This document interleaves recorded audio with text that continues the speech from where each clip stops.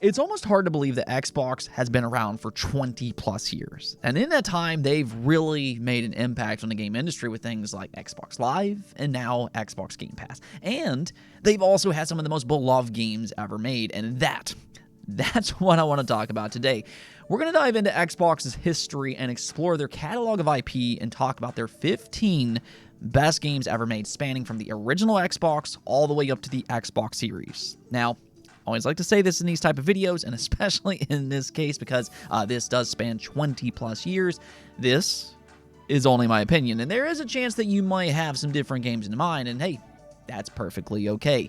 Let me know your favorite games as well in the comments below. I always like to hear y'all's opinions. With that said, though, we are going over 20 plus years of games, and it was very difficult to narrow things down to just 15 titles. But how I based my choices came down to quality and impact for the brand. These are mostly first-party games outside of a special few, but I mean, enough with the explanation. Let's just go and jump right into it. So at number 15, to start things off, I have the ever-popular Minecraft. The success of this game is actually unbelievable. When Microsoft acquired them back in 2014 for $2.5 billion, they were heavily criticized. A lot of people believed that Minecraft had already reached its peak and that Microsoft made a mistake to acquire it for this type of money. Well, here we are 9 years later, and Minecraft is consistently still among the most played games, and it tops sales charts on a consistent monthly basis. Minecraft is the very definition of standing the test of time, and it's a go-to game for parents, kids, and creative minds alike. More so, looking back at its impact, Minecraft could be viewed as the game that really sold Microsoft's upper management on gaming. This was just their first major acquisition of many to come, and Minecraft's success very well may have played a huge part in that decision. Next up here, I have one of Microsoft's longest-running franchises, Flight Simulator. It was revived back in 2021, and it's one of the most gorgeous-looking games that you'll ever see, combining the power of local hardware with their cloud-based technology and real-life locations. This is a game that you can fully immerse yourself in as it takes you to the skies in a whole new way. Most of us might not ever fly a real-life aircraft, but I tell you what, in Flight Sim, it might be the next best thing. Set yourself up with a flight stick and take flight. Even better, though, is that Xbox's support for this game has been astounding with continuous new content. Not only with more real-life aircrafts, but on some occasions, they actually have some nice crossovers, which includes other franchises like Halo.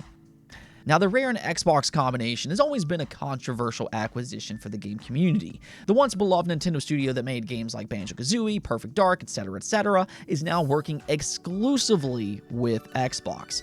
And while there's been some pushback on that, they've produced some really good games over the years for Xbox. This includes Viva Pinatas, Cameo, Banjo Nuts and Bolts, which might not necessarily be the best Banjo-Kazooie, but it seems to be a little similar to Tears of the Kingdom. I'm just throwing that out there. But by far, their most successful Xbox release has been Sea of Thieves. Now, this game originally had a rough launch as it came out, a little bare bones. It did not review all that well with little content, but its redemption story has been like no other. Ultimately, Rare proved their immense talent once again with their pirate adventure and consistent new content. This game is a blast to play with friends. You can outplay story missions, and it also has some cool crossovers like adventuring to Monkey Island. The thing about this game, though, is that there's really nothing else that plays like it, which is something that you see a lot when it comes to Xbox IP. It is completely unique, and that's one of the reasons it's such an influential game for the Xbox brand. And here's the newest game on this list, Hi-Fi Rush. That Bethesda acquisition is already paying off with one of 2023's best overall games. It just kind of launched out of nowhere with a stealth release, but it didn't take fans all that long to realize that this game is actually crazy good. It's got a stunning comic book-esque art style, the characters are just so charming, the story is entertaining, its rhythm-based combat is unique and fresh, and it's just a lot of fun from beginning to end. Somehow, this game just kind of oozes what the Xbox brand is all about. Its uniqueness, its originality, and quirky nature fits right in with Xbox's long history of IP that has that similar charm to it. I'll tell you this right now, though. I think we need a sequel. Hi-Fi Rush deserves to be a legitimate franchise for Xbox from this point forward. Speaking of games that need a sequel, though, we need to talk about Lost Odyssey. Xbox might not necessarily be known for their Japanese presence, and during the Xbox One era especially, fans were lucky to get a Japanese game at all. But back during the Xbox 360 days, it was a little bit of a different story. They put a lot of effort into bringing these Japanese games to customers, which included a partnership with Mistwalker and the father of Final Fantasy himself, Hironobu Sakaguchi. His next few games would be exclusive to the Xbox brand, including Blue Dragon, which is also a good JRPG, by the way. Go check that one out. And then also Lost Odyssey. Now, at the time of its release, critics gave this game a hard time because there was this view that these more traditional turn-based JRPGs were a thing of the past. Well, they couldn't have been more wrong because Lost Odyssey is now viewed as one of the best and most overlooked JRPGs of all time. Ironically, more people are asking for these type of games to return today with the Final Fantasy franchise, so, if you do like Hironobu Sakaguchi's work on those classic Final Fantasy games, honestly, Lost Odyssey feels and looks very similar, but with HD visuals. In a weird kind of way, I always like to refer to Lost Odyssey as one of the best Final Fantasy entries because of their similarities, which is even more amusing to think about all of these years later because for all the hype that surrounded Final Fantasy XIII back then, it was Lost Odyssey that ultimately proved to be the better game in the long run. The Xbox One era might always be frowned upon as Xbox's biggest blunder, that it did not go well for them that generation, but they did have a few high-quality titles, including the Ori franchise. These are some of the most mesmerizing games from an artistic standpoint. I mean, they are absolutely stunning to watch in motion. They're emotionally charged with a gripping narrative, but nothing could have prepared me for how brilliant the Ori franchise feels to play. This is one of the all-time greats within the Metroidvania genre, but that's kind of the thing about Ori. It's not just an imitation. It may be influenced by games like Metroid and Castlevania, but it certainly doesn't replicate them. Instead, it does its own thing. It's a full-on platformer at heart, with some of the most thrilling platforming sections that I've ever played in any game. Now, the combat and upgrade system is a lot of fun as well, especially in Ori and the Will of the Wisps, but its platforming is where it truly shines like no other Metroidvania. I'll even take things a step further here. Its platforming is actually so good that I'm not only going to say it's one of the best Metroidvania games ever made, but Ori is also one of the best platformers ever made. And I've never said that about any other game within the Metroidvania genre. Now, Conker might not be the most popular game on this list, but it is one of the most beloved cult classics to ever be made. It originally started out on the Nintendo 64, and it confused a lot of parents. Surely, this cartoon-like squirrel is a family-friendly game. But, yeah, if you've actually played this game, you know that's not exactly the case. It's a mature-rated parody in the form of a collectathon 3D platformer. It's actually just one of the funniest and most memorable games that I've ever played. There's just so many unforgettable moments in Conker. The characters and writing are just flat-out amazing. Though the Xbox remake, Conker Live and Reloaded, did scale some of its mature content back just a bit. Now, some people criticize the remake for censoring words and things like that, but ultimately, I believe the Xbox remake is the better overall game. It's the one that I would recommend playing. It looks better visually, the story is just as hilarious as it ever was, and it definitely controls better. Now, if you do prefer the classic, though, that is completely fine, and that's also available on Xbox via Rare Replay. What I do know, though, is that this is one of my all-time favorite games for a very good reason. It's certainly a game that will always stick out above the rest for just how memorable its entire world and cast of characters are. Speaking of cult classics, though, and just that wonderful weirdness that Xbox games so often bring, we have to talk about the Psychonauts franchise. Now, this series first started as an Xbox exclusive back in 2005, which is kind of interesting to think about because Xbox now actually fully owns the IP and studio, Double Fine. But Double Fine has always had that original weirdness to them, and Psychonauts captures that vibe perfectly. It's, in my opinion, one of the greatest 3D platformers of all time, where you play as Rasputin, a circus performer who runs away from home to become a psychonaut. He has psychic abilities, and he wants to learn more about them at summer camp, where you can meet some of the weirdest, but also some of the most charming characters that you'll ever see in a video game. But their whole thing is that they enter people's minds, and that is where the craziness begins. Think of the movie Inception, but a lot more strange. Psychonauts is similar to that, where these super imaginative worlds are formed through their mind, and you'll need to navigate all the bizarre craziness that entails. The level design is truly brilliant, and they especially step that up in the sequel, and I'd say that it also has a really good story. Much like Conquer, I'd say Psychonauts 1 and 2 are some of the most memorable games that you can play. Killer Instinct is another one of those Xbox One generation games that some people originally scoffed at. The Xbox One was a pretty easy console to pick on, and it only launched with 8 planned characters for its first season. But by the time this game was complete, it expanded to 29 completely unique characters, and it cemented itself as a truly great fighting game. I mean, the thing about KI is that you have this highly diverse cast of characters that all has their own unique playstyle. You can play as your traditional boxer, you can play as a robot dinosaur, you have a humanized frog, or even an alien from a different planet. The design is just so crazy over the top in KI, but what makes this game truly special compared to other fighting games is the mind games that you play. In a lot of fighting games, you get hit with a long combo and you just kind of wait until your opponent finishes their string. But in KI, it's a little bit different because you have a chance for what they call a combo breaker. If you can predict what your opponent is doing, you can stop their combo. But hang on, there's actually more to this, because the person doing the combo can also counter break, which means if they think that you're going to do a combo breaker, and if they can predict the precise moment when you try, well, then they can lock you out and extend their combo even further. It's just this big game of chess on top of a traditionally sound 2D fighter.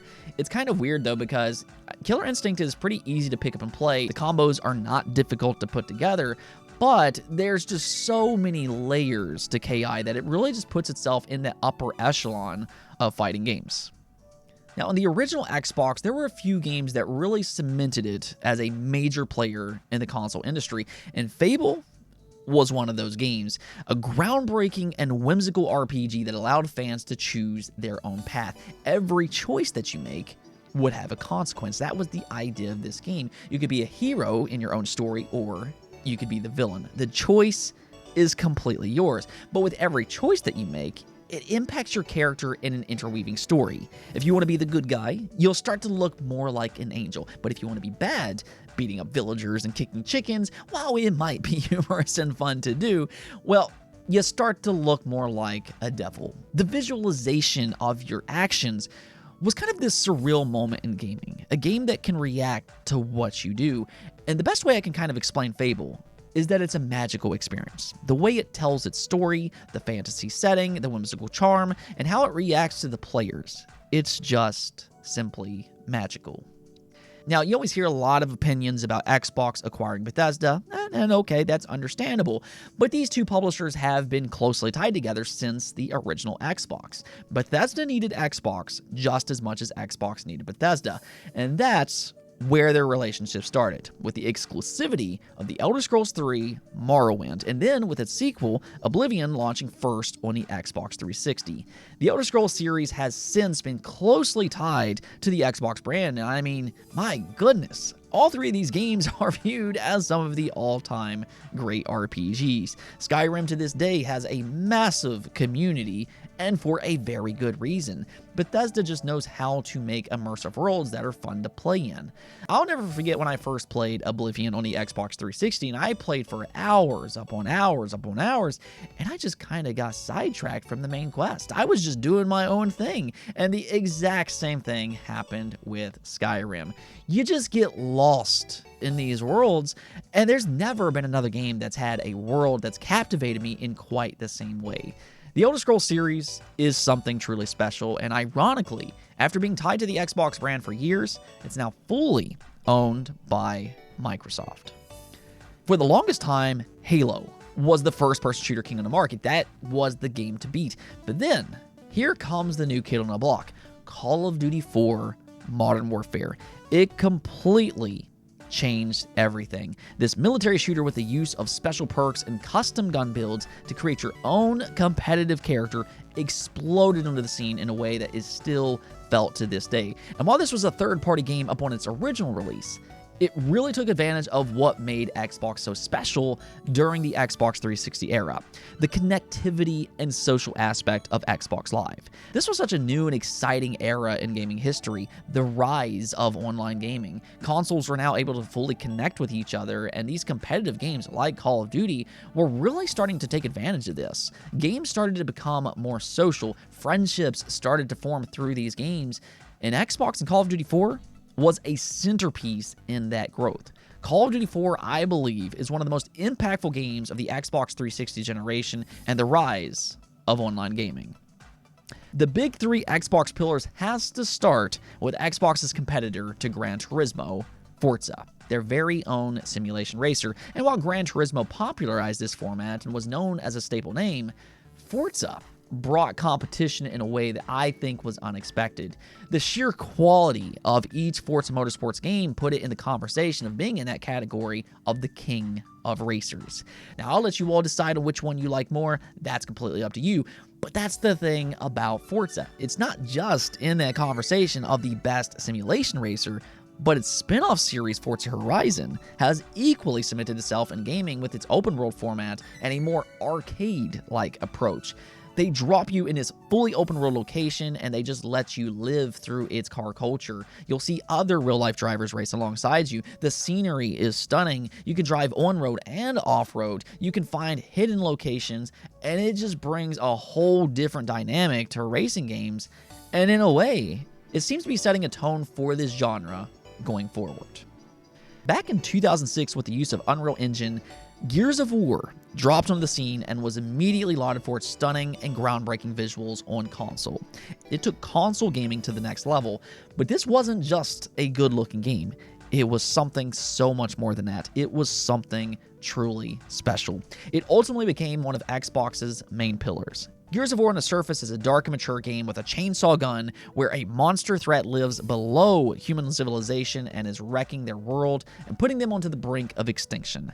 The story itself has a lot of heart to it with some of gaming's most memorable characters, but Gears of War's gameplay really was deeply influential. It popularized what a cover shooter is, the cooperative dynamic of down but not out, and then also horde mode with its introduction in Gears 2.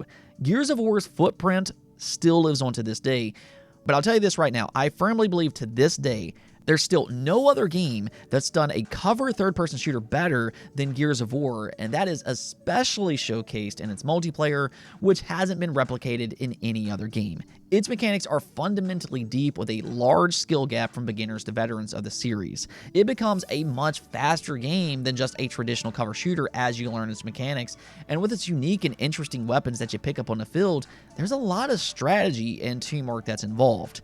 If anything else, after all of these years, there's nothing else in the market that plays quite like the Gears of War series, and it's also why it remains one of my favorite series ever made. And here, at the number one spot, to nobody's surprise whatsoever, I have Halo. In truth, there would be no Xbox without Halo. They go hand in hand. Xbox really had a steep mountain to climb when they first entered gaming.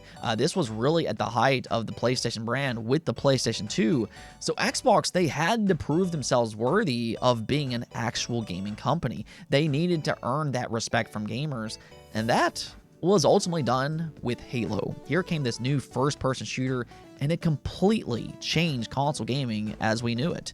Now, first-person shooters had been around for a long time, but on console, they didn't play like Halo. It was an unparalleled experience, and from the very first moment that you entered its alien world, you were captivated. You just knew something special was here. The story, the graphics, the setting, the AI from the alien threat, the unique and interesting weapons, the iconic music, the cooperative components, and the competitive multiplayer. The combination of all these different things put Halo into its own category. There was absolutely nothing on the market that was viewed in the same light as Halo, and it was owned by Xbox. Sure, the PlayStation 2 was more popular, but if you wanted Halo, you had to get an Xbox, and that was really what kickstarted Xbox's 20-plus years in gaming.